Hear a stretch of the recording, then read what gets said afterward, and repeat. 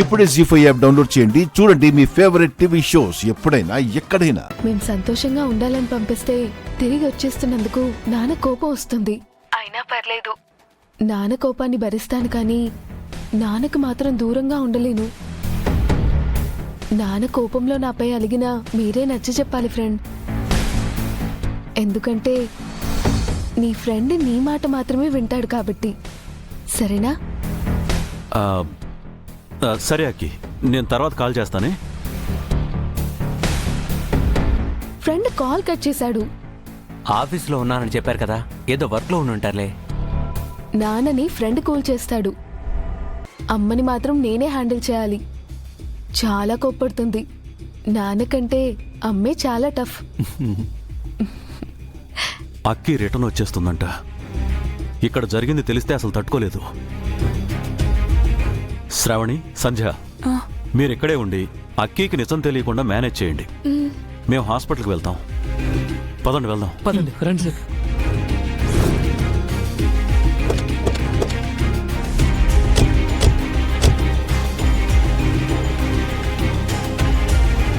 శంకర్ గారికి ఏమైనా అయితే అక్క తట్టుకోలేదు సంధ్య.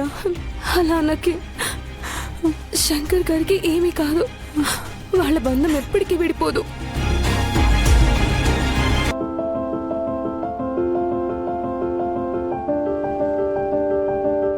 రవి, నేను నాన్నకి డార్జిలింగ్ నుంచి గిఫ్ట్స్ తెస్తున్నాను కదా, అది నచ్చుతుందంటావా? నువ్విస్తే ఎందుకు నచ్చదు?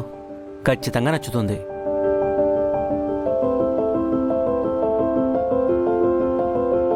ఏంటకి ఇంటికెళ్ళడానికి ఇంకా ఎంత టైం పడుతుందని చూస్తున్నావా? నువ్వు మాత్రం మీ అమ్మా నాన్నల దగ్గరికి వస్తున్నందుకు గాను చాలా ఎగ్జైటింగ్గా ఉన్నావు. నన్ను మాత్రం చాలా డిసప్పాయింట్ చేసావు. సారీ రవి, ఫీల్ అవ్వకు.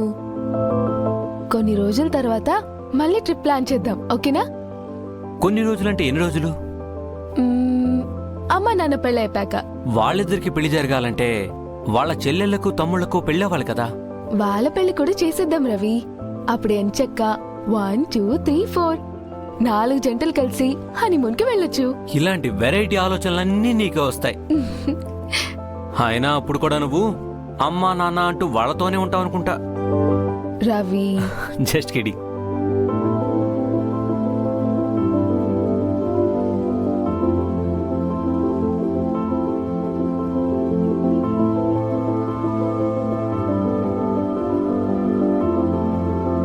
మీ అమ్మా నాన్నలకి నువ్వు డార్జిలింగ్ నుంచి తెస్తున్న గిఫ్ట్ల కంటే కూడా మనిద్దరం ఒక పాపనో బాబునో ఇస్తే అదే పెద్ద గిఫ్ట్ అవుతుంది తెలుసా? పో రవి. అప్పుడు జెండేసరికి ఎక్స్ట్రా డ్యూటీ కూడా పెరుగుతుంది. ఆఫీస్ని చూసుకోవాలి, మీ నాన్నను చూసుకోవాలి, మన పిల్లల్ని హ్యాండిల్ చేయాలి. మల్టీ టాస్కింగ్ అయిపోతుంది ఆయనకి.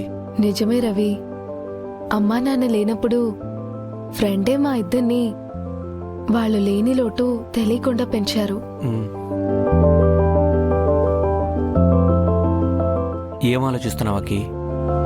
ఇందాక నేను సర్ప్రైజ్ చేయడానికి వస్తున్నానని ఫ్రెండ్తో చెప్పాను కదా, ఎందుకో ఫ్రెండ్లో నేను వస్తున్నానన్న సంతోషం కంటే టెన్షనే కనిపించింది. అదే ఎందుకని ఆలోచిస్తున్నా. ఆఫీస్ వర్క్ లో బిజీగా ఉండుంటారులేకి. ఫస్ట్ నువ్వు ఎక్కువగా ఓవర్ థింకింగ్ చేయడం ఆపేసాయి. ఓకే హస్బెండ్ గారు.